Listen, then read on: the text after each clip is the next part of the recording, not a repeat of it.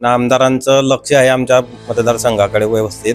मला असं वाटतं की आमदार साहेबांनी आपल्या शेतीमालाच्या भावाबद्दल काहीतरी करायला पाहिजे। व्यागणच नाही मिळत त्यांच्याकडे, लोक म्हणजे त्यांच्या मागे लागून लागून थकून जातात, पण व्यागण मिळत नाही। कसं आहे की आज शेतकऱ्यांना जे केळी उत्पादनातून जे जसं पाहिजे होतं आर्थिक तसं मिळत नाही आहे।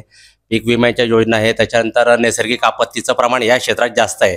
पहाडी भाग असल्यामुळे इथे नेहमी वादळ येतात, त्यानंतर प्रत्येक पुष्कळचे झाड हे जमीनदोस्त होतात। या अडचणी नेहमी शेतकऱ्यांना सामोरं जावं लागत आहे। सरकार कुठल्याही प्रकारचं त्यांना या मदत करत नाही आहे।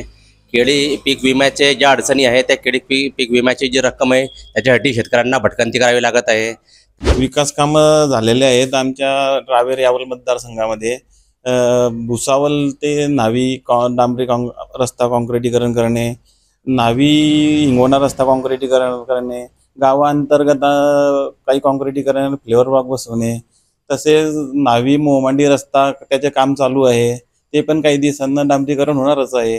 2,93,00,000 निधीतून आपलं आमदार निधीतून दादांनी जलजीवन अंतर्गत काम केलेलं आहे।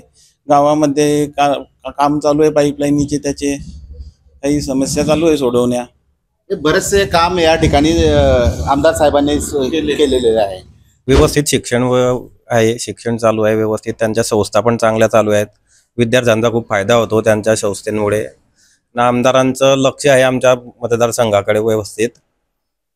शिक्षणाबद्दल कुठली या ठिकाणी कंप्लेंट नाही, कंप्लेंट शिक्षणाबद्दल कोणतीच नाही। इतर समस्या कुठल्या या ठिकाणी पाहिजे? मला असं वाटतं की आमदार साहेबांनी आपल्या शेतीमालाच्या भावाबद्दल काहीतरी करायला पाहिजे।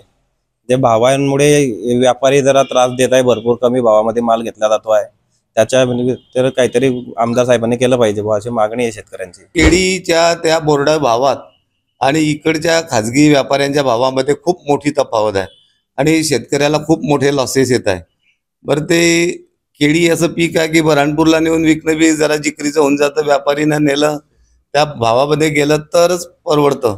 तर ते जरा वरच्या लेवलून किंवा आमदार खासदार मंत्री महोदयांनी जर लक्ष देऊन इकडे व्यापाऱ्यांवरती काहीतरी बंधनं लादली, बोर्डाप्रमाणे भाव मिळाले तर शेतकऱ्याच्या आर्थिक उत्पन्नात चांगली भर मिळेल।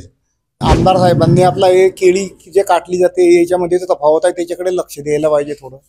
आणि जे हे व्यापारी पैसे माल काटून घेऊन जातात पैसे आणि पैसे द्यायला दादागिरी दाखवतात, त्याच्यावरती बंधन करायला पाहिजे। पंचायत समिती जिल्हा परिषदचे काय असेल त्याच्या ह्याच्यानी। त्यानंतर जे भाव हे माल चालत नाही तो माल चालत नाही हे एवढं सांगतात ते, त्याच्यामुळे ते अडचणी येतात आणि कमी भावामध्ये मागतात ते माल, तर तो जास्तीत जास्त भावामध्ये आणि 2 पैसे जास्त सुटायला पाहिजे असं या विचारानं हे करायला पाहिजे। रेल्वेच्या बाबतीमध्ये जर आजपर्यंत जर आपण अभ्यास जर केला तर शेतकरी वर्ग म्हणा किंवा जे व्यापारी आहे ते व्यापारी ते शासनाकडे डबे म्हणजे वॅगन मागतात, पण त्यांना वॅगन मिळत नाही। त्यांच्या मागे लागून लागून थकून जातात, पण वॅगन मिळत नाही आणि तो माल आमचा असाच खाजगी व्यापाऱ्यांना द्यावा लागतो, या ट्रकाद्वारे पोहोचवावा लागतो, त्याच्यामुळे शेतकरी लॉसमध्ये जातो आणि व्यापारी त्यांना त्या प्रमाणात भाव देऊ शकत नाही।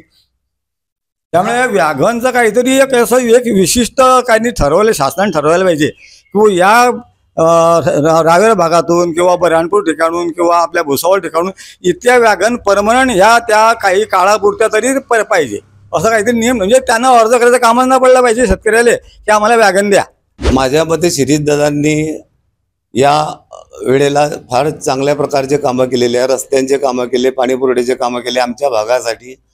आणि त्यांच्या वडिलांचा पण आधीपासून सक्रिय राजकारणात असल्यामुळे शिक्षणामध्ये धरणांमध्ये फार सिंहाचा वाटा असल्यामुळे त्यांचा हातखंडा आहे कामं करण्यामध्ये आणि वेळोवेळी सर्व ठिकाणी लोकोपयोगी येतात। त्यामुळे दादा असो किंवा त्यांचा मुलगा चिरंजीव धनंजय चौधरी असो, आम्ही त्यांना सहकार्य करणार। महाराष्ट्रातील सर्व बातम्यांचे विश्वासार्ह व्यासपीठ, सकाळच्या सर्व सोशल मीडिया प्लॅटफॉर्मला लाईक, फॉलो आणि सबस्क्राईब करा। तसंच सर्व नोटिफिकेशनसाठी बेल आयकॉन प्रेस करायला विसरू नका।